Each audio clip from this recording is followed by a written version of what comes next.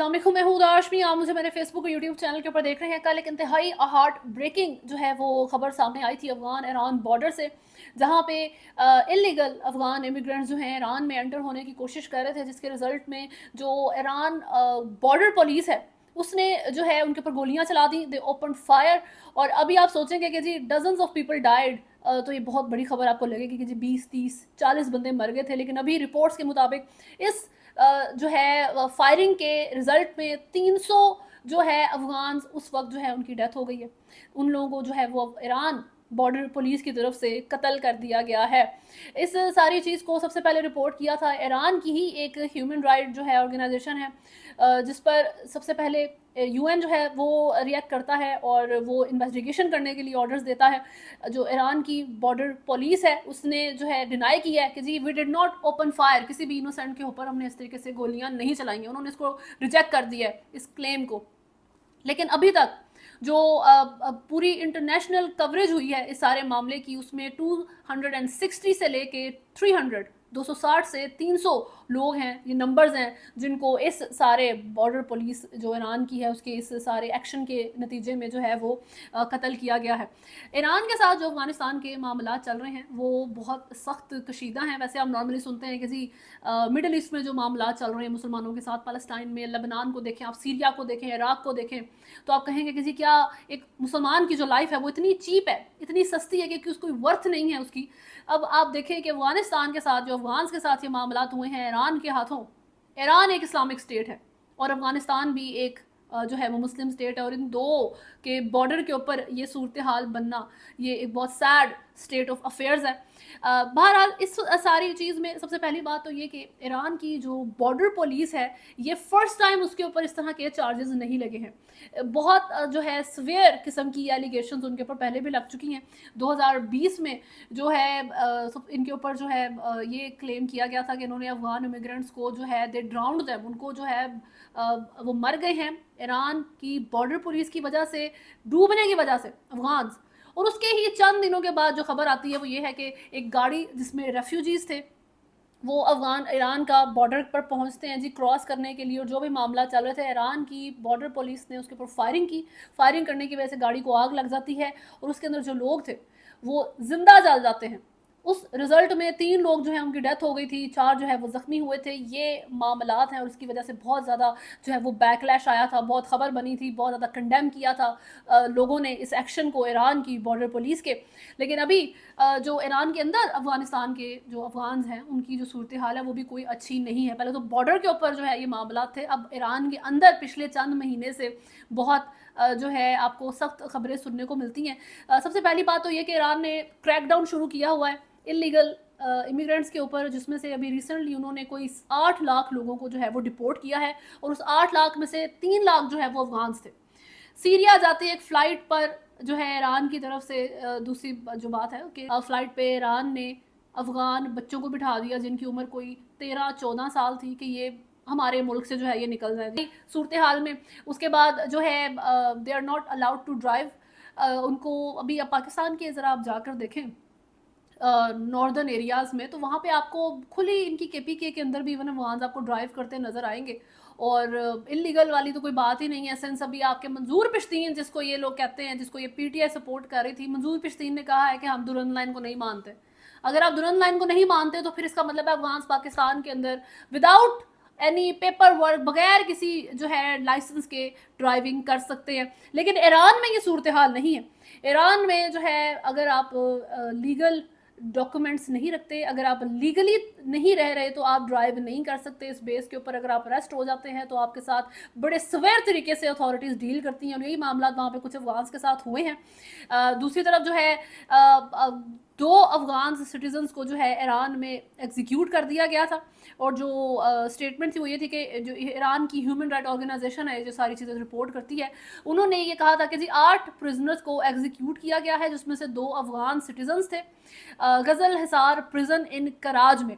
Reports में mention किया गया है कि जो 4 इंडिविजुअल्स थे इंक्लूडिंग 1 वुमन, वो एग्जीक्यूट इस चीज़ के ऊपर हुए थे कि उन्होंने प्री मेडिटेटेड मर्डर, उनके ऊपर चार्जेस थे।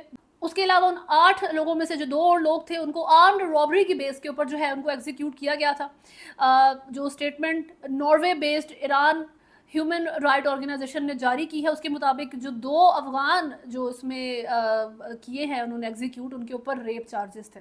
ये सारी जो है सिचुएशन सामने आती है।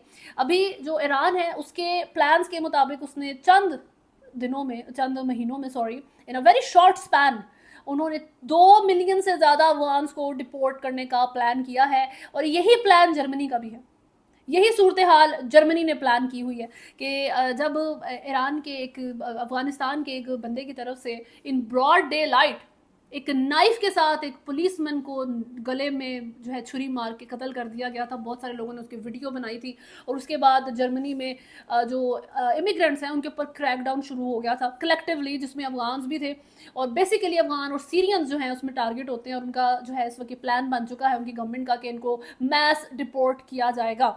अब इस सारी सूरत हाल में बेसिस यही हैं कि in the end of the day हर बंदा जो है वो इंसान है, लेकिन पाकिस्तान की अगर आप बात करें तो अफ़गानिस्तान की और अफ़गान्स की अगर आप हेट को देखेंगे तो वो हमेशा पाकिस्तान के लिए सबसे ज़्यादा निकलती है। पाकिस्तान को लेके सबसे ज़्यादा जो है आप इनसे सुनेंगे कि जी पाकिस्तान बुरा है, पाकिस्तान ने ये किया, पाकिस्तानियों ने बहुत बुरा किया। आई स्टिल रिमेंबर कि अभी ये कोई 2-3 साल पहले की बात है कि जब तालिबान का न्यूली टेक ओवर हुआ था और अफ़गानिस्तान की टीम पाकिस्तान के साथ इवन खेल रही थी, तो there were so many Pakistanis जो अफ़गानिस्तान को सपोर्ट कर रहे थे कि अच्छा ये जीत जाए, कोई हमें फ़र्क नहीं पड़ता, हम कोई इतना जो है एग्रेसिव नहीं होंगे, अगर दोनों टीम जीत जाएं, दोनों टीम्स हमारी हैं। लेकिन इवेंचुअली हमने ये जो है बदलाव देखा है इवन पाकिस्तानियों के अंदर। क्यों? जो कांस्टेंट अफ़गान हेट आ रही है उसकी वजह से कि पाकिस्तानी भी अब रिएक्ट करते हैं, पाकिस्तानियों को भी अब बुरा लगता है कि हर लिहाज से सपोर्ट करने के बावजूद, अपने बॉर्डर खोलने के बावजूद, अपने मुल्क में इतने टेररिस्ट आने के खदशा होने के बावजूद, अफगान रेफ्यूजीज़ को वेलकम करने के बावजूद पाकिस्तानियों को इतनी डिसरिस्पेक्ट और गालियां फेस करनी पड़ती हैं।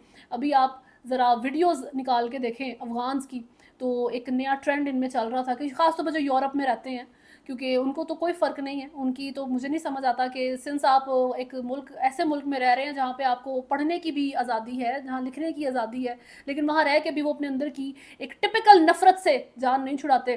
तो जो ट्रेंड था वो ये था कि पाकिस्तान के झंडे के ऊपर खड़े होना है, जूते समेत। आप जिस तरह डिसरिस्पेक्ट करते हैं किसी झंडे की, तो ये पाकिस्तान के फ्लैग के साथ अफगान्स कर रहे थे।